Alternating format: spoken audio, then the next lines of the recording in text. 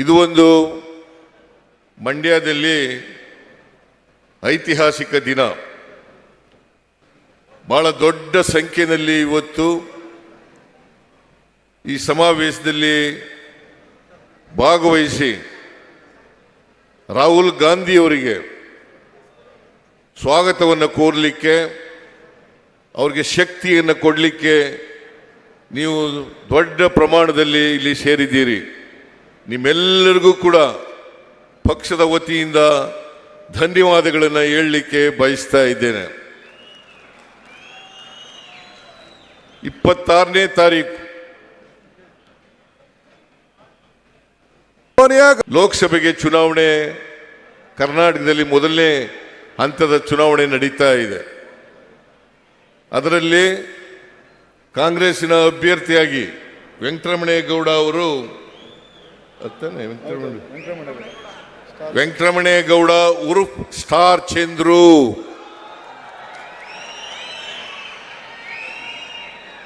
ಅವರು ನಮ್ಮ ಪಕ್ಷದಿಂದ ಅಭ್ಯರ್ಥಿಯಾಗಿ ಸ್ಪರ್ಧೆ ಮಾಡಿದ್ದಾರೆ.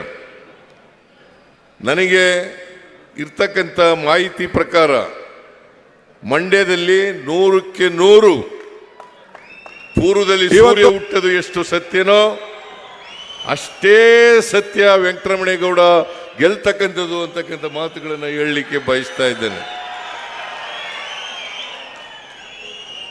ಕಳೆದ ಲೋಕಸಭಾ ಚುನಾವಣೆಯಲ್ಲಿ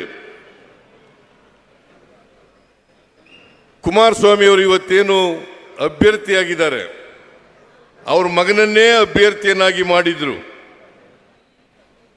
ಕುಮಾರಸ್ವಾಮಿ ಅವರು ಮುಖ್ಯಮಂತ್ರಿ ಇದ್ರು, ಆದರೂ ಕೂಡ ಸುಮಲತಾ ಗೆದ್ರು, ಕುಮಾರಸ್ವಾಮಿ ಮಗ ಗೆಲ್ಲಲಿಕ್ಕೆ ಸಾಧ್ಯ ಆಗಲಿಲ್ಲ, ಗೆಲ್ಲಿಸ್ಲಿಕ್ಕೂ ಕೂಡ ಸಾಧ್ಯ ಆಗಲಿಲ್ಲ ಅಂತಕ್ಕಂಥದ್ದನ್ನು ತಾವೆಲ್ಲ ತಿಳ್ಕೊಂಡಿದ್ದೀರಿ. ಆದ್ರಿಂದ ಈ ಬಾರಿ ಕುಮಾರಸ್ವಾಮಿ ಅವರು ಚನ್ನಪಟ್ಟಣದಿಂದ ಶಾಸಕರು, ಅವರು ಅಲ್ಲೇ ಗ್ರಾಮೀಣ ಲೋಕಸಭಾ ನಿಲ್ಬೋದಾಗಿತ್ತು, ಆದ್ರೆ ಅಲ್ಲಿ ನಿಲ್ಲಿಕ್ಕಾಗದೇನೆ ಅಲ್ಲಿ ಸೋಲ್ತೀವಿ ಅಂತಕ್ಕಂಥ ಭಯದಿಂದ ಮಂಡ್ಯಕ್ಕೆ ಬಂದಿದ್ದಾರೆ. ಇಲ್ಲಿ NDA ಅಭ್ಯರ್ಥಿಯಾಗಿ ಸ್ಪರ್ಧೆ ಮಾಡಿದ್ದಾರೆ. ನಾನು ನಿಮ್ಮಲ್ಲಿ ಅತ್ಯಂತ ಕಳಕಳಿಯಿಂದ ಪ್ರಾರ್ಥನೆ ಮಾಡ್ತಕ್ಕಂಥದ್ದು, ಕುಮಾರಸ್ವಾಮಿ ಅವರನ್ನ ಮಂಡ್ಯ ಲೋಕಸಭಾ ಕ್ಷೇತ್ರದಲ್ಲೂ ಕೂಡ ಸೋಲಿಸಿ ಅವರನ್ನು ಮನೆಗೆ ಕೆಲಸವನ್ನ ನೀವು ಮಾಡಬೇಕು ಅಂತ ಹೇಳಿ ನಿಮ್ಮಲ್ಲಿ ಅತ್ಯಂತ ವಿನಯಪೂರ್ವಕವಾಗಿ ನಾನು ಮಾಡಲಿಕ್ಕೆ ಬಯಸ್ತಾ ಇದ್ದೇನೆ. ಇವತ್ತು ಲೋಕಸಭಾ ಚುನಾವಣೆಯಲ್ಲಿ ಸತ್ಯ ಮತ್ತು ಸುಳ್ಳು ಇವುಗಳ ನಡುವೆ ನಡೀತಕ್ಕಂಥ ಸಂಘರ್ಷ ಇದು. ನರೇಂದ್ರ ಮೋದಿಯವರು ಪ್ರಧಾನಮಂತ್ರಿಯಾಗಿ 10 ವರ್ಷಗಳಾಯಿತು. ಈ 10 ವರ್ಷಗಳಲ್ಲಿ 2014ರಲ್ಲಿ ಏನೇನು ಈ ದೇಶಕ್ಕೆ ಭರವಸೆಗಳನ್ನು ಕೊಟ್ಟಿದ್ರು, ಆ ಯಾವ ಭರವಸೆಗಳನ್ನು ಕೂಡ ಈಡೇರಿಸಲಿಕ್ಕೆ ಸಾಧ್ಯ ಆಗಲಿಲ್ಲ. 15 ಲಕ್ಷ ತಗೊಬಂದು ಪ್ರತಿ ಒಬ್ಬರ ಅಕೌಂಟ್ಗೆ ಹಾಕ್ತೀನಿ ಎಂದರು, ಇವತ್ತಿನವರೆಗೆ ಮಾಡೋಕ್ಕಾಗಲಿಲ್ಲ. 10 ವರ್ಷಗಳಲ್ಲಿ ರೈತರ ಆದಾಯವನ್ನು ದುಪ್ಪಟ್ಟು ಮಾಡ್ತೀನಿ ಅಂತ ಹೇಳಿದ್ರು, ಅದನ್ನೂ ಮಾಡೋಕ್ಕಾಗಲಿಲ್ಲ. ರೈತರ ಬೆಲೆಗಳನ್ನು ರೈತರು ಪಡ್ತಕ್ಕಂಥ ಕಷ್ಟ, ಅವರ ಆಹಾರ ಪದಾರ್ಥಗಳಿಗೆ ಸ್ವಾಮಿನಾಥನ್ ವರದಿಯನ್ನು ಜಾರಿಗೆ ಕೊಡ್ತೀನಿ ಅಂತ ಹೇಳಿದ್ರು, ಅದನ್ನೂ ಕೂಡ ಮಾಡಲಿಲ್ಲ. ಇವತ್ತವರೆಗೆ ರೈತರ ಸಾಲ ಮನ್ನಾ ಮಾಡ್ತಕ್ಕಂಥ ಕೆಲಸವನ್ನ ಮಾಡಲಿಲ್ಲ ಅವರು. ಹಾಗಾಗಿ ಬೆಲೆ ಏರಿಕೆ ಗಗನಕ್ಕೆ ಹೋಯಿತು. ಪೆಟ್ರೋಲ್, ಡೀಸೆಲ್, ಗ್ಯಾಸ್, ಗೊಬ್ಬರ ಎಲ್ಲವೂ ಕೂಡ ಮೇಲೂ ಕೊಟ್ಟೋದು. ಆದರೂ ಕೂಡ ನರೇಂದ್ರ ಮೋದಿಯವರು ಹೇಳದಂತೆ ಅಚ್ಚೇ ದಿನ ಆಯೇಗ ಅಂತಂದ್ರು, ಒಳ್ಳೆಯ ದಿನಗಳು ಬರ್ತವೆ ಕರ್ನಾಟಕ ಇಡೀ ದೇಶದಲ್ಲಿ ಅಂತಕ್ಕಂಥ ಮಾತುಗಳನ್ನು ಹೇಳಿದ್ರು. ಒಳ್ಳೆಯ ದಿನಗಳು ಇವತ್ತಿನವರೆಗೂ ಕೂಡ 10 ವರ್ಷಗಳಾದರೂ ಕೂಡ ಬರಲಿಲ್ಲ. ಸಾಮಾನ್ಯ ಜನ, ಬಡವರು ಇವತ್ತು ಜೀವನ ನಡೆಸ್ತಕ್ಕಂಥದ್ದು ಬಹಳ ಕಷ್ಟ ಆಗಿದೆ ಅಂತೇಳಿ ನಾನು ಮತ್ತು DK ಶಿವಕುಮಾರ್ ಮತ್ತೆ AICC ನಾವೆಲ್ಲರೂ ಕೂಡ ಮಾತಾಡಿ ಜನರಿಗೆ ಅವರ ಕೈಗೆ ಹಣವನ್ನು ಕೊಡಬೇಕು, ಅವರಿಗೆ ಆರ್ಥಿಕವಾಗಿ ಸಾಮಾಜಿಕವಾಗಿ ಶಕ್ತಿಯನ್ನು ತುಂಬಬೇಕು ಅನ್ನೋ ಕಾರಣಕ್ಕೋಸ್ಕರವಾಗಿ ಇವತ್ತು ನಾವು 5 ಗ್ಯಾರಂಟಿಗಳನ್ನು ಚುನಾವಣೆ ಪೂರ್ವದಲ್ಲಿ ಘೋಷಣೆ ಮಾಡಿದ್ದು. ನಾವು ಅಧಿಕಾರಕ್ಕೆ ಮೇ 20ನೇ ತಾರೀಕು ಬಂದು, ಮೇ 20ನೇ ತಾರೀಕಿಗೆ ನಾನು DK ಶಿವಕುಮಾರ್ ಇತರ ಕೆಲವು ಮಂತ್ರಿಗಳು ಸೇರಿ ಪ್ರಮಾಣ ವಚನ ಸ್ವೀಕಾರ ಮಾಡೋದು. ಅಲ್ಲಿಂದ ನೇರವಾಗಿ ವಿಧಾನಸೌಧಕ್ಕೆ ಹೋಗಿ ಕ್ಯಾಬಿನೆಟ್ನಲ್ಲಿ ಆದೇಶವನ್ನು ಮಾಡೋದು 5 ಗ್ಯಾರಂಟಿಗಳನ್ನು ಕೂಡ ಜಾರಿ ಕೊಡ್ತೇವೆ. 5 ಗ್ಯಾರಂಟಿಗಳನ್ನು ಕೂಡ ಜಾರಿ ಕೊಡ್ತೇವೆ. ಶಕ್ತಿ ಯೋಜನೆ ಜೂನ್ 11ಕ್ಕೆ ಪ್ರಾರಂಭ ಮಾಡೋದು. ಜೂನ್ 11ಕ್ಕೆ ಜುಲೈ ತಿಂಗಳಲ್ಲಿ ಅನ್ನಭಾಗ್ಯ, ಗೃಹ ಜ್ಯೋತಿ ಕಾರ್ಯಕ್ರಮಗಳನ್ನು ಘೋಷಣೆ ಮಾಡೋದು, ಅದಕ್ಕೆ ಚಾಲನೆಯನ್ನು ಕೊಟ್ಟು, ಆಮೇಲೆ ಗೃಹ ಲಕ್ಷ್ಮಿ ಯೋಜನೆಯನ್ನು ಮೈಸೂರಿನಲ್ಲಿ ಆಗಸ್ಟ್ ತಿಂಗಳಲ್ಲಿ ಅದನ್ನು ಘೋಷಣೆ ಮಾಡಿ ಜಾರಿ ಕೊಡ್ತಕ್ಕಂಥ ಕೆಲಸವನ್ನು ಮಾಡೋದು. ಹಾಗೆಯೇ ವಿವೇಕಾನಂದರ ಜನ್ಮದಿನದಂದು ಶಿವಮೊಗ್ಗದಲ್ಲಿ ಯುವ ನಿಧಿ ಕಾರ್ಯಕ್ರಮಕ್ಕೆ ಚಾಲನೆಯನ್ನು ಕೊಡ್ತಕ್ಕಂಥ ಕೆಲಸವನ್ನು ಮಾಡೋದು. ಈ 8-10 ತಿಂಗಳಲ್ಲಿ ಎಲ್ಲ ಗ್ಯಾರಂಟಿಗಳನ್ನು ಕೂಡ ಜಾರಿ ಕೊಡ್ತಕ್ಕಂಥ ಕೆಲಸವನ್ನು ಮಾಡಿದ್ದೇವೆ. ಬರೀ ಜಾರಿ ಕೊಡಲಿಲ್ಲ, ಆ ಎಲ್ಲ ಕಾರ್ಯಕ್ರಮಗಳು ಕೂಡ ಜನರನ್ನ ಮುಟ್ಟಿದ್ದಾವೆ ಅಂತಕ್ಕಂಥದ್ದನ್ನು ಇವತ್ತು ನಾವು ತಿಳ್ಕೋಬೇಕಾಗ್ತದೆ. ಸುಮಾರು ಶಕ್ತಿ ಯೋಜನೆಯಲ್ಲಿ 1,91,00,000 ಮಹಿಳೆಯರು ಫ್ರೀಯಾಗಿ ಟ್ರಾವೆಲ್ ಮಾಡ್ತಕ್ಕಂಥ ಕೆಲಸವನ್ನು ಮಾಡಿದ್ದೇವೆ. 1,91,00,000 ಜನ. ಜೊತೆಗೆ ಗೃಹಲಕ್ಷ್ಮಿ ಯೋಜನೆಯಲ್ಲಿ 1,17,00,000 ಮಹಿಳಾ ಯಜಮಾನಿಗೆ ತಿಂಗಳಿಗೆ 2,000 ರೂಪಾಯಿ ಸಿಕ್ಕ ರೀತಿ ಮಾಡಿದ್ದೀವಿ. ಇವತ್ತು ಬಹುತೇಕ ಎಲ್ಲ ಗೃಹಗಳಲ್ಲಿ ಗೃಹ ಜ್ಯೋತಿ ಯೋಜನೆಯನ್ನು ಜಾರಿ ಮಾಡಿ ಇವತ್ತು 200 ಯೂನಿಟ್ವರೆಗೆ ಫ್ರೀ ಕರೆಂಟ್ ಅನ್ನು ಕೊಡ್ತಕ್ಕಂಥ ಕೆಲಸವನ್ನು ಮಾಡಿದ್ದೀವಿ. ಇದರಿಂದ ಬಹಳ ಜನ ಬಡವರಿಗೆ ಅನುಕೂಲ ಆಗಿದೆ ಅಂತಕ್ಕಂಥದ್ದು ತಿಳ್ಕೋಬೇಕಾಗ್ತದೆ. ಅನ್ನಭಾಗ್ಯ ಕಾರ್ಯಕ್ರಮ, ಬಿಜೆಪಿಯವರು ನಮಗೆ ಮೋಸ ಮಾಡಿದ್ರು ಕೂಡ, ನಿಮಗೆ ಮೋಸ ಮಾಡಿದ್ರು ಕೂಡ ನಾವು 5 kg ಅಕ್ಕಿಯನ್ನು ಕೊಡ್ತೇವೆ ಅಂತ ಹೇಳಿದ್ದು ಹೆಚ್ಚಾಗಿ 5 kg ಅಕ್ಕಿಗೆ ಬದಲಾಗಿ ಪ್ರತಿ ಒಬ್ಬರಿಗೆ 170 ರೂಪಾಯಿ ಕೊಡ್ತಕ್ಕಂಥ ಕೆಲಸವನ್ನು ಮಾಡ್ತಾ ಇದ್ದೀವಿ. ಒಂದು ಕುಟುಂಬದಲ್ಲಿ 5 ಜನ ಇದ್ದರೆ 850 ರೂಪಾಯಿಗಳನ್ನು ಕೊಡ್ತಕ್ಕಂಥ ಕೆಲಸ ಮಾಡಿದ್ದೀವಿ.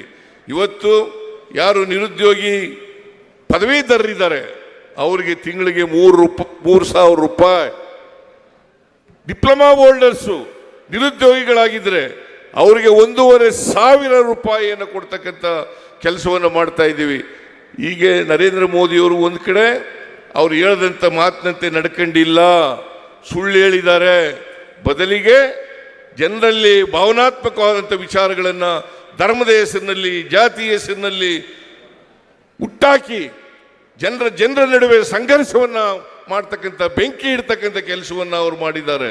ಅದರಿಂದ ಇವತ್ತು ತಾವೆಲ್ಲ ಯೋಚನೆ ಮಾಡಬೇಕು, ಯಾರು ಕೊಟ್ಟ ಮಾತಿನಂತೆ ನಡ್ಕೊಂಡಿದ್ದಾರೆ, ಯಾರು ಕೊಟ್ಟ ಮಾತು ನಡ್ಕೊಂಡಿಲ್ಲ. ಈ ಯಾರು ಕೊಟ್ಟ ಮಾತಿನಂತೆ ನಡ್ಕೊಂಡಿದ್ದಾರೆ ಅವರಿಗೆ ತಾವು ಆಶೀರ್ವಾದವನ್ನು ಮಾಡಬೇಕು. ನಮ್ಮ ಅಭ್ಯರ್ಥಿ ವೆಂಕಟರಮಣೇಗೌಡರಿಗೆ ತಾವು ಆಶೀರ್ವಾದ ಮಾಡಿ ಲೋಕಸಭೆಗೆ ಕಳಿಸಿಕೊಡ್ಬೇಕು ಅಂತಕ್ಕಂಥ ಮಾತುಗಳನ್ನು ಹೇಳಲಿಕ್ಕೆ ಬಯಸ್ತೇನೆ. ಯಾಕೆಂದರೆ ಕಳೆದ ಲೋಕಸಭಾ ಚುನಾವಣೆಯಲ್ಲಿ 25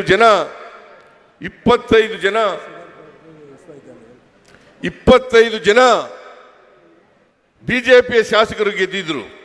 ಇಲ್ಲಿ ಸುಮಲತಾ ಗೆದ್ದಿದ್ದಂಥವರು ಕೂಡ ಬಿಜೆಪಿ ಸೇರ್ಕೊಂಡ್ರು.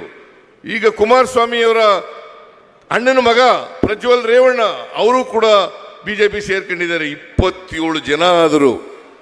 ಕರ್ನಾಟಕಕ್ಕೆ ಆಗಿರ್ತಕ್ಕಂಥ ಅನ್ಯಾಯದ ಬಗ್ಗೆ ಒಂದು ದಿನ ಬಾಯಿ ಬಿಡಲಿಲ್ಲ. ಕನ್ನಡಿಗರಾದಂಥ ಅನ್ಯಾಯವನ್ನು ಕೇಳಲಿಕ್ಕೆ ಆಗಲೇ ಇರ್ತಕ್ಕಂಥವ್ರು ಲೋಕಸಭೆಗೆ ಯಾಕೆ ಹೋಗಬೇಕು ಅಂತಕ್ಕಂಥ ಪ್ರಶ್ನೆ ನಿಮ್ಮ ಮುಂದೆ ಇದೆ.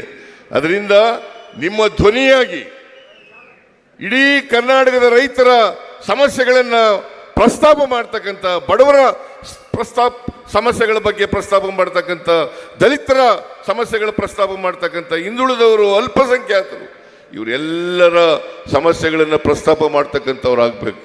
ಇವತ್ತು ನಾವು ಅಧಿಕಾರಕ್ಕೆ ಬಂದ ಮೇಲೆ ಇಲ್ಲಿ ಚಲುವರಾಯಸ್ವಾಮಿ ಹೇಳಿದ್ರು, ಶುಗರ್ ಫ್ಯಾಕ್ಟ್ರಿ ಇದೆ, ಶುಗರ್ ಫ್ಯಾಕ್ಟ್ರಿ ನಡೀತಾ ಇಲ್ಲ, ರೈತರು ಚಳುವಳಿ ಮಾಡ್ತಾ ಇದ್ದಾರೆ ಅಂತ ಹೇಳಿದ್ರು. ನಾವು ಅಧಿಕಾರಕ್ಕೆ ಬಂದ ತಕ್ಷಣವೇ 50 ಕೋಟಿ ರೂಪಾಯಿಗಳನ್ನು ಬಿಡುಗಡೆ ಮಾಡಿ ಶುಗರ್ ಫ್ಯಾಕ್ಟ್ರಿ ನಡೀಲಿಕ್ಕೆ ಚಾಲು ಮಾಡಲಿಕ್ಕೆ ಎಲ್ಲ ಹಣಕಾಸಿನ ಸಹಾಯವನ್ನು ಮಾಡ್ತಕ್ಕಂಥ ಕೆಲಸವನ್ನು ಮಾಡೋದು. ಈ ವರ್ಷ ನಾನು ಬಜೆಟ್ನಲ್ಲಿ ಹೇಳಿದ್ದೀನಿ, ಶುಗರ್ ಫ್ಯಾಕ್ಟ್ರಿ ಪದೇ ಪದೇ ಅದು ರಿಪೇರಿಗೆ ಬಂದು ಅದಕ್ಕೆ ಹಣ ಕೊಟ್ಟು ಅದಕ್ಕೆ ಹೊಸ ಶುಗರ್ ಫ್ಯಾಕ್ಟ್ರಿಯನ್ನು ಅದೇ ಸ್ಥಳದಲ್ಲಿ ಎಲ್ಲಿ ಶುಗರ್ ಫ್ಯಾಕ್ಟ್ರಿ ಇದೆ ಅದೇ ಸ್ಥಳದಲ್ಲಿ ಹೊಸ ಶುಗರ್ ಫ್ಯಾಕ್ಟ್ರಿಯನ್ನು ಕಟ್ಟಲಿಕ್ಕೆ, ಪ್ರಾರಂಭ ಮಾಡಲಿಕ್ಕೆ, ನಿರ್ಮಾಣ ಮಾಡಲಿಕ್ಕೆ ನಾವು ಈಗಾಗಲೇ ಕ್ರಮ ತಗೊಂಡು ಬಜೆಟ್ನಲ್ಲಿ ಘೋಷಣೆ ಮಾಡಿದ್ದೇನೆ ಅಂತಕ್ಕಂಥದ್ದನ್ನು ಕೂಡ ತಿಳ್ಕೋಬೇಕಾಗ್ತದೆ. VC ಫಾರಂನಲ್ಲಿ ಚಲುವರಾಯ ಸ್ವಾಮಿ ಅವರು ಹೇಳಿದ್ರು, ನರೇಂದ್ರ ಸ್ವಾಮಿ ಅವರು ಹೇಳಿದ್ರು, ಒಂದು ಅಗ್ರಿಕಲ್ಚರ್ ಯೂನಿವರ್ಸಿಟಿನ ಮಾಡಬೇಕು. ಮಂಡ್ಯದಲ್ಲಿ ಕೃಷಿ ಪ್ರಧಾನವಾದಂಥ ಜಿಲ್ಲೆ ಇದು ಮಂಡ್ಯ. ಅದಕ್ಕೋಸ್ಕರವಾಗಿ ಇಲ್ಲಿ ಒಂದು ಅಗ್ರಿಕಲ್ಚರಲ್ ಕಾಲೇಜನ್ನು ಮಾಡಲೇಬೇಕು. VC ಫಾರಂನಲ್ಲಿ ಜಾಗ ಇದೆ ಅಂತಕ್ಕಂಥ ಮಾತುಗಳನ್ನು ಹೇಳಿದ್ರು. ನಾನು ಹೇಳಿದೆ, ಒಂದು ತಜ್ಞರ ಸಮಿತಿ ಮಾಡೋಣ, ಆ ವರದಿ ಆಧಾರದ ಮೇಲೆ ನಾವು ಅಗ್ರಿಕಲ್ಚರ್ ಯೂನಿವರ್ಸಿಟಿನ ಮಾಡ್ತೇವೆ ಅಂತಕ್ಕಂಥ ಮಾತುಗಳನ್ನು ಕೂಡ ಹೇಳಲಿಕ್ಕೆ ಬಯಸ್ತಾ ಇದ್ದೇನೆ. ಜೊತೆಗೆ KRSನಲ್ಲಿ ಅದು ಒಂದು ಪ್ರೇಕ್ಷಣೀಯ ಸ್ಥಳವಾಗಿ ಮಾಡ್ತಕ್ಕಂಥ ಪ್ರಯತ್ನವನ್ನು ಕೂಡ ಇವತ್ತು ಕೋಟ್ಯಾಂತರ ರೂಪಾಯಿ ಅದಕ್ಕೆ PPP ಮಾದರಿನಲ್ಲಿ ಮಾಡ್ತಕ್ಕಂಥ ಪ್ರಯತ್ನವನ್ನು ಕೂಡ ಮಾಡ್ತಾ ಇದ್ದೇವೆ. ಅದರಿಂದ ಮಂಡ್ಯ ಯಾವುದಾದ್ರು ಹೇಮಾವತಿ ಮತ್ತು VC ನಾಲೆ ಅಚ್ಚುಕಟ್ಟಿನಲ್ಲಿ ಪೂರ್ತಿ ಆಧುನೀಕರಣ ಮಾಡ್ತಾ ಇದ್ದೀವಿ. ಹೇಮಾವತಿ ಮತ್ತು VC ನಾಲೆ ಇವೆರಡನ್ನೂ ಕೂಡ ಆಧುನಿಕತೆ ಮಾಡಿ, ಮಾಡರ್ನೈಸ್ ಮಾಡಿ, ಯಾರು ಕೊನೆ ಬೈಲಿನಲ್ಲಿ ಕಷ್ಟ ಅನುಭವಿಸ್ತಾ ಇದ್ದಾರೆ ಆ ಕೊನೆ ಬೈಲಿನ ಜನರಿಗೆ ನೀರು ಕೊಡ್ತಕ್ಕಂಥ ಕೆಲಸವನ್ನೂ ಕೂಡ ನಮ್ಮ ಸರ್ಕಾರ ಮಾಡ್ತದೆ ಅಂತಕ್ಕಂಥ ಮಾತುಗಳನ್ನು ಈ ಸಂದರ್ಭದಲ್ಲಿ ಹೇಳಲಿಕ್ಕೆ ಬಯಸ್ತಾ ಇದ್ದೇನೆ. ಅದರಿಂದ ನಾನು ಹೆಚ್ಚು ಮಾತನಾಡಲಿಕ್ಕೆ ಹೋಗಲ್ಲ. ಮತ್ತೆ ಕೋಲಾರದಲ್ಲಿ ಫಂಕ್ಷನ್ ಇರೋದ್ರಿಂದ ಅಲ್ಲಿಗೆ ಹೋಗಬೇಕಾಗಿದೆ. ರಾಹುಲ್ ಗಾಂಧಿ ಅವರು ಮಾತನಾಡ್ತಾರೆ. ಈಗ ನೀವೆಲ್ಲರೂ ಕೂಡ ಅದರಿಂದ ನೀವೆಲ್ಲರೂ ಕೂಡ ಶಾಂತ ಚಿತ್ತತೆಯಿಂದ ರಾಹುಲ್ ಗಾಂಧಿಯವರ ಭಾಷಣವನ್ನು ಕೇಳಬೇಕು ಅಂತ ಹೇಳಿ ವೆಂಕಟರಮಣೇಗೌಡರಿಗೆ ತಪ್ಪದೇನೆ ಈ ಸಾರಿ ಆಶೀರ್ವಾದ ಮಾಡಿ ಲೋಕಸಭೆಗೆ ಕಳಿಸಿಕೊಡಬೇಕು ಅಂತಕ್ಕಂಥ ಮಂಡ್ಯದ ಜನ ರಾಜಕೀಯವಾಗಿ ಪ್ರಬುದ್ಧರು. ಯಾವುದು ಸರಿ ಯಾವುದು ಸರಿ ಇಲ್ಲ ಅಂತಕ್ಕಂಥ ತೀರ್ಮಾನ ಮಾಡ್ತಕ್ಕಂಥ ಶಕ್ತಿ ನಿಮಗಿದೆ. ಅದರಿಂದ ಶಕ್ತಿಯನ್ನು ಪ್ರದರ್ಶನ ಮಾಡಿ ವೆಂಕಟರಮಣೇಗೌಡರನ್ನು ಆಶೀರ್ವಾದ ಮಾಡಿ ಅವ್ರನ್ನ ಲೋಕಸಭೆಗೆ ಕಳಿಸಿಕೊಡಬೇಕು ಅಂತೇಳಿ ನಿಮ್ಮಲ್ಲಿ ಅತ್ಯಂತ ಕಳಕಳಿಯಿಂದ ಪ್ರಾರ್ಥನೆಯನ್ನು ಮಾಡಲಿಕ್ಕೆ ಬಯಸ್ತೇನೆ. ಇವತ್ತು ಶ್ರೀರಾಮನವಮಿ ಎಲ್ಲ ರಾಜ್ಯದ ಎಲ್ಲ ಭಾಗಗಳಲ್ಲಿ ಇವತ್ತು ಶ್ರೀರಾಮನವಮಿಯನ್ನು ಆಚರಣೆ ಮಾಡ್ತಾ ಇದ್ದೀವಿ. ನೀವು ಕೂಡ ಮಾಡಿದ್ದೀರಿ. ನಾನು ರಾಜ್ಯದ ಜನತೆಗೆ ಮತ್ತು ನಿಮಗೆ ಶ್ರೀರಾಮನವಮಿಯ ಜಯಂತಿ ಉತ್ಸವದ ಶುಭಾಶಯಗಳನ್ನು ನಿಮ್ಮೆಲ್ಲರಿಗೂ ಕೋರಿ ನನ್ನ ಮಾತುಗಳನ್ನು ಮುಗಿಸ್ತೇನೆ. ಜೈ ಹಿಂದ್, ಜೈ ಕರ್ನಾಟಕ, ಜೈ ಕಾಂಗ್ರೆಸ್. ಮಾನ್ಯ ಮುಖ್ಯಮಂತ್ರಿಗಳಿಗೆ ಧನ್ಯವಾದಗಳು. ಶ್ರೀ ರಾಹುಲ್ ಗಾಂಧಿ